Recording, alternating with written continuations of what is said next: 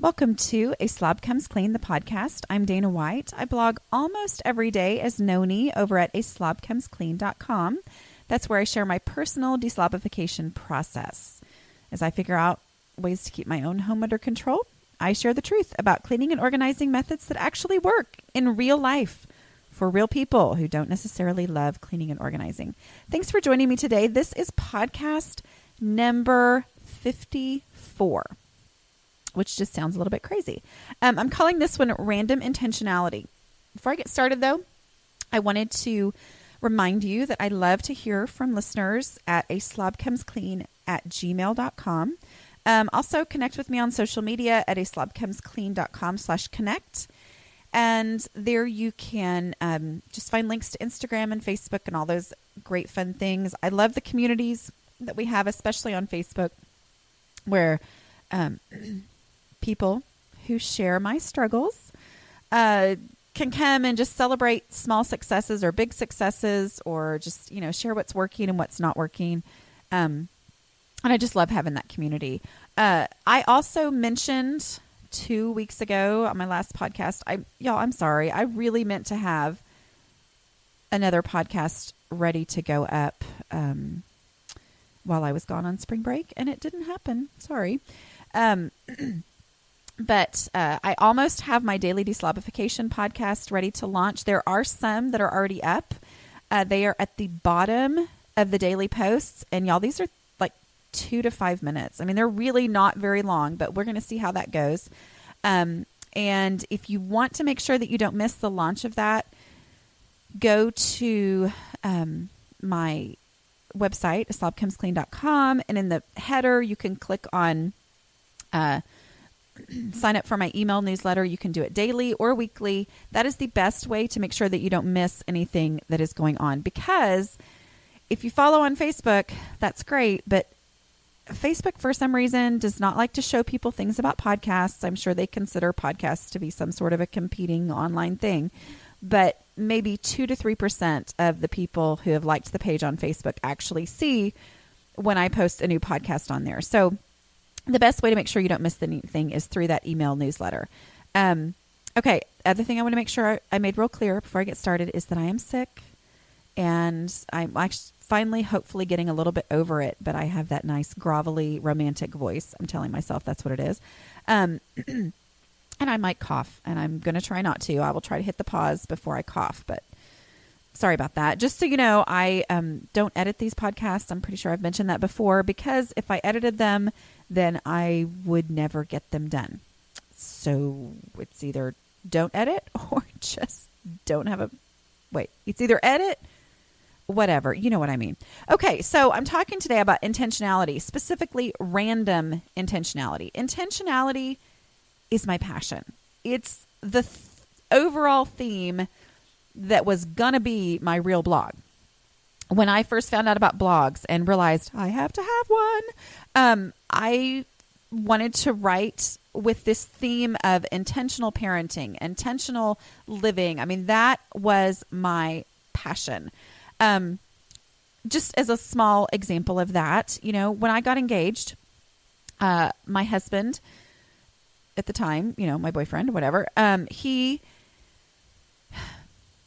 asked me to marry him. He arranged this whole scenario thing where, a friend brought me to this place where we had originally kind of gotten to know each other. We'd rollerbladed together. Anyway, long story. But she brought me to this place. He asked me to marry him. This was in the morning, one morning in the summer. No, it wasn't summer. It was Christmas. I'm sorry. It was Christmas when I come home from Thailand for my 2-week or 3-week break. So anyway, he'd asked me to marry him in the morning, and, it was, wonderful. We told all our families. It was so exciting. And then a little later in the day, I said, we need to have a conversation. Just so you know, I do have this one deal breaker. And that is when we have kids, I'm going to stay home. Okay? And what could he say at that point? Because he just asked me to marry him. And he was great with it. He was fine. But his mom was not a stay-at-home mom. And so it was not part of his world. He has a sister who's older than he is, who already had kids, and, he was an uncle as a young person.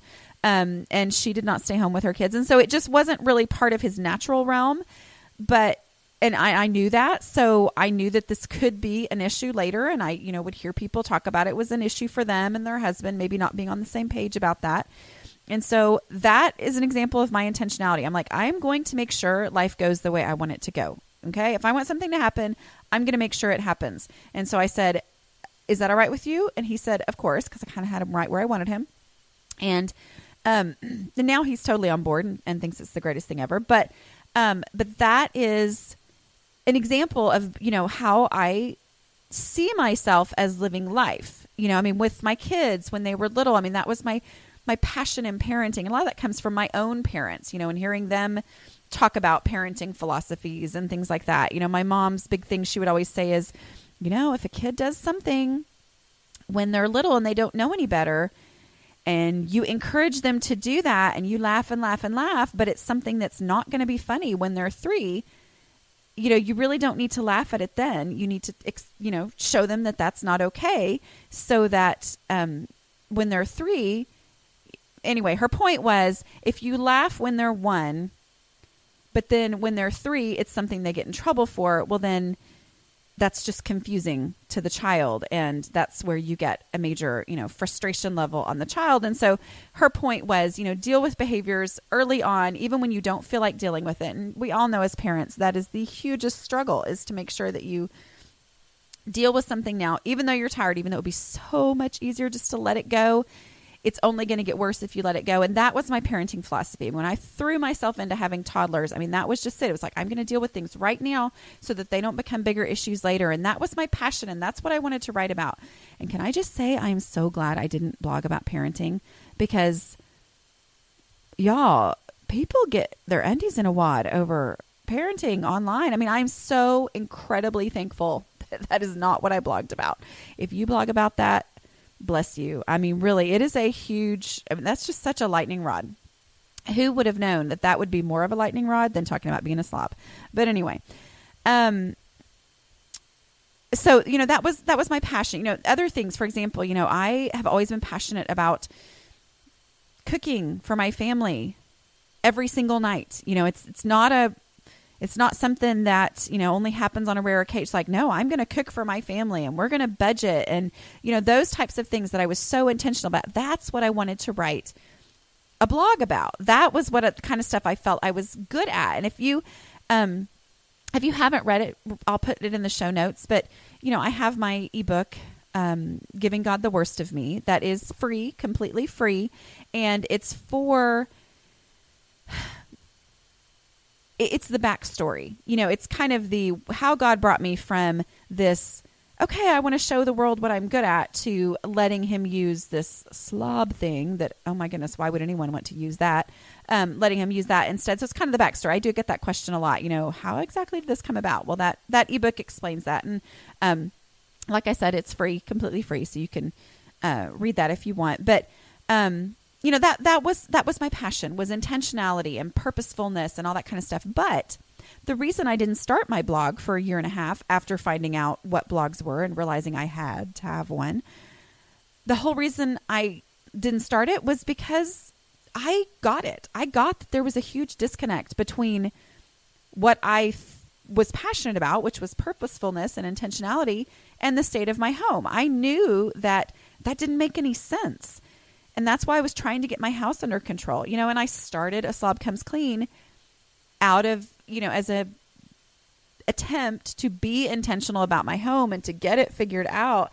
And, it's been a real process for me, realizing what works, what doesn't work, and all that kind of stuff. And that's all there on the blog. But I got it. I got that there was a huge disconnect there. In the midst of, being able to be zoned in, like some personality types can't be. I could be completely laser focused on putting together a play or, getting some huge project done while my house just completely fell apart over and over and over.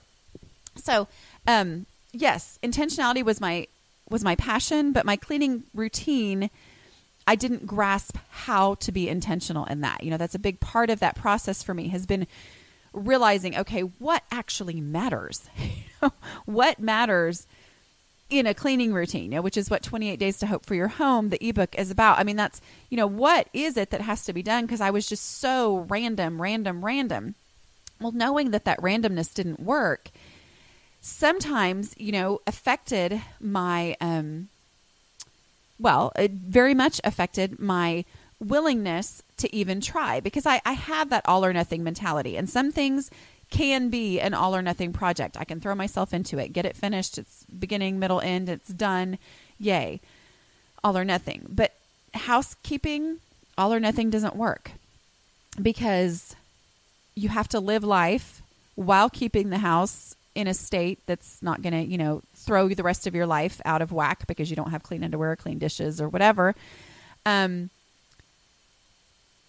And, so that all or nothing mentality doesn't work in the home. It's just part of it. That project mentality that I tend to have doesn't work there. But because of so many failures in there, I would tend toward the nothing, because I would think, what is the point when I have tried and I have tried and I have tried again, and I keep failing. So why even try? So I tend toward the nothing. And one of the questions that I get a lot, and I've written about this quite a bit on the blog, is, okay, so what about my kids? The guilt that the slob mama feels over struggling so much herself and thinking, oh my goodness, what are my kids learning from this? What are they learning? Are they, and how can I ask my kids to clean their room when my own master bedroom is a complete mess? The main thing that I say on that is, don't give up. And that's what I'm talking about today, is random intentionality. Don't give up. I know that the ideal is to have my kids pick up their room every single night before they go to bed. I get it. I know that, it's not as big of a deal now because they're older and they don't have toys scattered all over the living room, but I'm looking at a pile of crayons right now, but whatever. I know that it's not, the way it should be is that we do a little bit every single day, just the way I've figured out in my kitchen. I get that.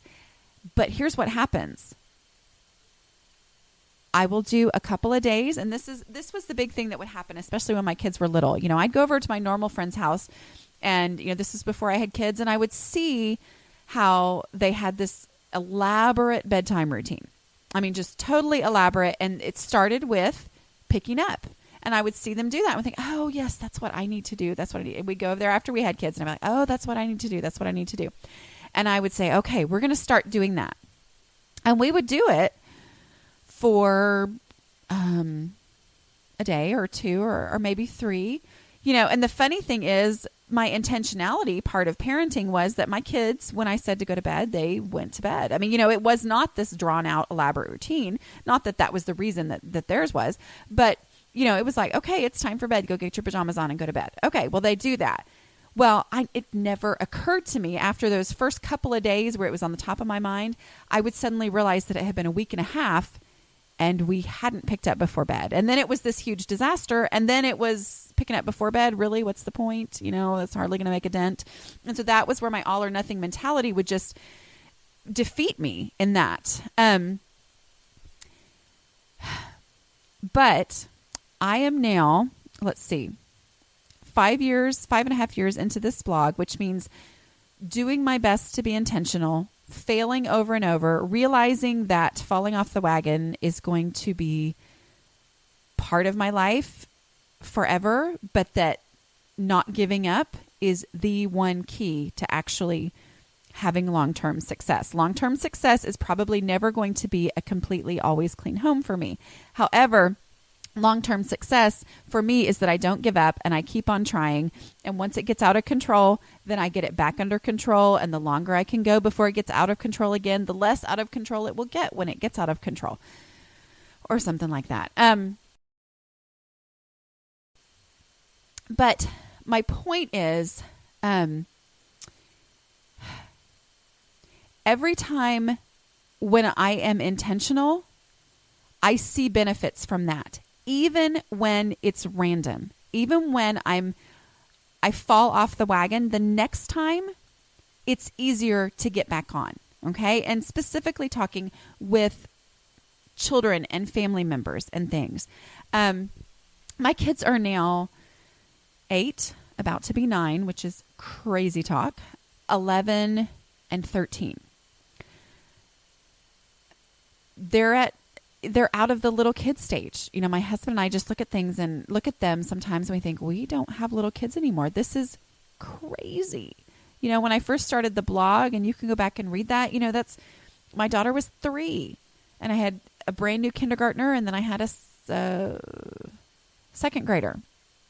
You know, I mean, that was where it all started. You know, now they're older and we're at a point where I would have thought I would have everything figured out and everything would be perfect. It's not, but there is huge benefit from those times when I am intentional. And my whole point in here, if you don't get anything else, is I have found it is worth it to be intentional even when I'm not consistently intentional. Intentionality is worth it even when it's random. So now my kids are at the age where they're actually very helpful. I mean, they don't necessarily help on their own. You know, I mean, they don't go clean up the kitchen without me telling them to do it. They don't, you know, I mean, we still struggle with those things because, you know, life just goes on and they're my children and we go on through life and go, oh my goodness, the house is a wreck. But, you know, every Sunday afternoon, which I would love it if we did this on Saturday morning instead of Sunday afternoon. But hey, we do it on Sunday afternoon because we have home groups in our home on Sunday nights. Every Sunday afternoon, they know that we are going to pick up the house. They don't come in and start doing it on their own. But when I say, okay, it's time to do a pickup of the house, they're actually good at it. And it's not because we've been doing pickups every single day, like in my mind we should be, but every time that we do a pickup, they learn, they get better at it. And there really is a huge benefit to just doing it, even if it's random, even if it's not as consistent as it should be. Okay. It only matters what we actually do. So, you know, some of the things that we do, I set a timer. You know, I'm really big on the 5-minute pickup. 5-minute pickup every single day keeps the house under control. But even when it's been a few days and we haven't done a 5-minute pickup, a 5-minute pickup makes a huge impact. And like I've talked about before, the math, if you think about it, okay, a 5-minute pickup for me to do is 5 minutes. My kids doing a 5-minute pickup with me and my husband, that's 5 people times 5 minutes is 25 minutes. That's a lot of picking up. I mean, that's a amazing amount of time. Now, when they're little or when it's the first time, 5-minute pickup times 5 people might only be like 3 minutes worth of picking up. But I'm telling you, it's worth it even when it seems like a failure, because the next time they get it a little bit better, and the next time they get it a little bit better, and it makes it easier every time. And, you know, I have gotten these questions. I'd gotten one of these questions recently, and then I think it was 2 Saturdays ago. You know, I have decided that Saturdays my kids are going to clean the bathrooms. Okay, so that is our new thing that we do. Do we do it every Saturday? No, we don't. Okay, and it just doesn't even occur to me, but whatever. But I'm like, oh yeah, that's right. We have to do it today. So when we do it, you know, the other 2 Saturdays ago, I think it was, I told my boys, I need you guys to clean your bathroom. Okay. Before you do anything else today, we just finished breakfast. So before you do anything else, I want you to go clean your bathrooms. Well, about an hour later, when I had not even crossed my mind since then, I said, hey guys, I need you guys to clean your bathroom. And they said, we already did. And I went and looked, and y'all, you would not believe it. Their bathroom looked awesome. It did not look like that those first times, that first summer of the blog, when I was very intentional about teaching them to clean bathrooms. And I was literally running back and forth from bathroom to bathroom, helping the kids, you know, stay focused and, you know, explaining to them that one swipe across the counter that doesn't get the toothpaste off doesn't really count as being, you know, look, you have to actually go here. You have to go behind the faucet. You have to actually clean this, you know, all those things Even though every single summer we do great for 3 or 4 weeks at the beginning of the summer, and then it gets to be the beginning of August, and I think, oh my goodness, we didn't clean the bathrooms for the entire month of July or whatever. Even though that intentionality never stays completely consistent for the long term, it has paid off, because now my boys can actually clean the bathroom, which is great. And the more often that I remember to tell them on Saturday morning, go do this, then the better it stays and the easier it is for them when they clean it and they start to see, oh, wait, because we cleaned this last week. Well, it's so much easier to clean this week than it was when we had, not cleaned it in 3 weeks. But don't give up on being intentional.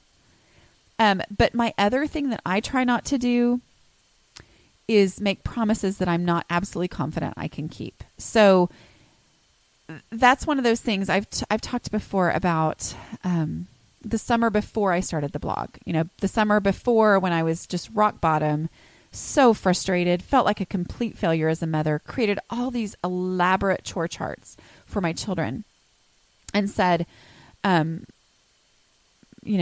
if you can fill up these chore charts, and we're going to clean up the kitchen after every single meal. If you can fill these chore charts with these really cool stickers, we're going to go to Chuck E. Cheese.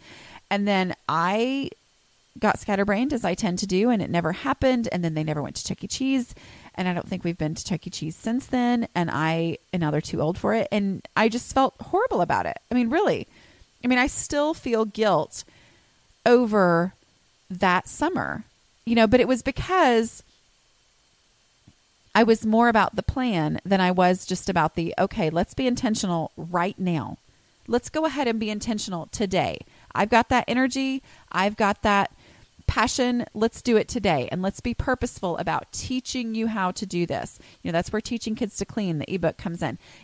Teaching you how to clean a bathroom, so that the more times that I work through this process with you, then eventually you're going to be able to do it by yourself, even if it's not completely consistent and perfect. But going ahead and being randomly intentional, being as consistently intentional as possible, but not giving up when the consistency fails. One of the things that a friend of mine said that really impacted me, she has 4 kids. They're in high school now. They're great kids. We were talking and she said, you know what? She said, I just tell my kids, when they question, why are we doing this all of a sudden? She says, you know what? I'm learning things all the time. And I have learned that we were doing such and such in not the best way possible. I'm sure she said it more eloquently than that. But, I've learned that we need to do this. And so we're going to do this. Just being honest and not telling them, well, you have to clean the bathroom because the bathroom has to be clean. Well, if my own bathroom is not consistently clean, then they can see right through that. But instead saying, hey, we need to clean the bathrooms. Isn't it so much more fun when we can invite friends randomly over because the bathroom is already clean? So let's clean the bathroom. Let's do our best. Hey, let's try to do this every Saturday morning. And then 4 more Saturdays go by and you've forgotten and you say, I know we haven't done it, but you know what? It's so much better when we do it. So we're going to clean bathrooms today. All right. Get in there and clean the bathroom. Starting with the benefits, focusing on that as opposed to what we're going to do, just what we're going to do today. Okay. And this is something we need to do all the time. All or nothing mentality really has no benefits. 5-minute pickups, as I said, are huge.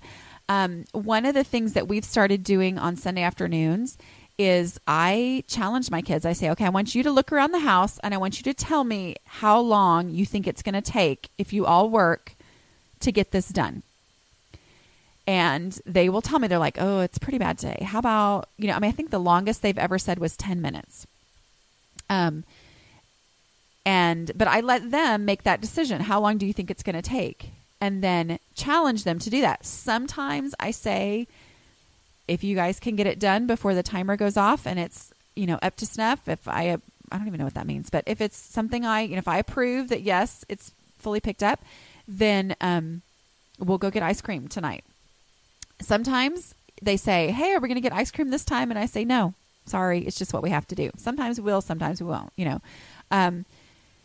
but that has been, something that is a challenge for them, and they like that. And they like getting to make that decision of how much time they think they're going to do it. And they will usually say, I think we can get this done in 5 minutes.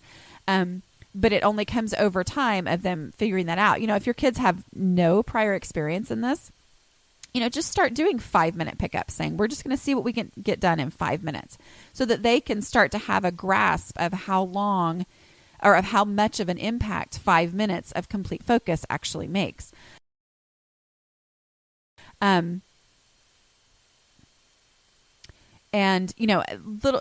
them to do specific skills, cleaning up the kitchen, family kitchen cleanup time, teaching them what it means to wipe the table properly, which does not mean letting everything dump onto the floor. I will say that my kids, even though their house is not always perfect by any means, they are the ones who will look at me funny and, be horrified when we're at church doing something and there's like teenagers who are wiping down tables and doing it totally wrong. They'll look at me and say, and one of them even told me, I told her she was doing it wrong and she told me to be quiet. And I'm like, yeah, you probably don't need to say much to them since you're 9 or whatever. But the point is, teaching them these skills, teaching them this is how you do it. And even though, oh my goodness, I wish I was more consistent at that. The other day I was sick. I was sick. I think I started getting sick Tuesday night. I was getting sick, and I needed to go help my other 2 kids, work on their Bible drill stuff for church and learning these verses for this thing that they had coming up. And so I told my 13-year-old, I need you to load the dishwasher. He did a decent job. He did not do a perfect job, as evidenced by the spoon that had like an entire wad of macaroni stuck to it. Anyway, the next morning that I found, it was clean macaroni, but it was still stuck to the spoon. He wasn't perfect by any means. However, it was way better than it would have been if I would have just completely left the kitchen as it was and not done anything the night before. It helps. And it's because we have been purposeful about doing family cleanup time. No, we're not completely consistent, but we're purposeful, and they know, oh, okay, family cleanup time, we're doing that again. Okay, great. So they will do it. And every single time that they do those things, they learn something. And as I've said before with the, worrying about your kids for the future, the main thing that I am so glad my own mother did was teach me cleaning skills, so that, she was much more routined on all that kind of stuff than I ever have been. But I had cleaning skills. So even though I had to come up with my own routine, because it's all about routine, it's not about, just cleaning your bathrooms. It's about having a bathroom cleaning routine. I already knew how to actually do the tasks themselves. And I didn't have to learn that and learn a routine. No, I just had to get the routine down. So my point here is to encourage you that whenever you can be purposeful as a parent and not trying to pretend to be something that you're not, because that doesn't work, well, but also just, I'm an example of somebody who's absolutely, completely imperfect. And yet I see the benefits of random intentionality in teaching my kids how to do the tasks that they need to learn. They need to know how to do to live and survive and have their own homes not be a disaster. And then hopefully they'll be better off than I am. I hope. But thank you for joining me today. Again, this is podcast 54. You can go to aslobcomesclean.com/podcasts with an S to find the show notes, or look in iTunes, if you're subscribed, which you totally should be, over on the, to the right of the podcast name is a little lowercase I with a circle around it. If you click on that, it will take you to the show notes. They're right there in iTunes, and you can get to those links there. And again, I do encourage you to sign up for the email newsletter, and that way you will not miss anything that's coming or anything that's going on. Thanks so much for joining me. And I would love if you would leave iTunes reviews because that helps a lot. Thanks. See you next week. Bye.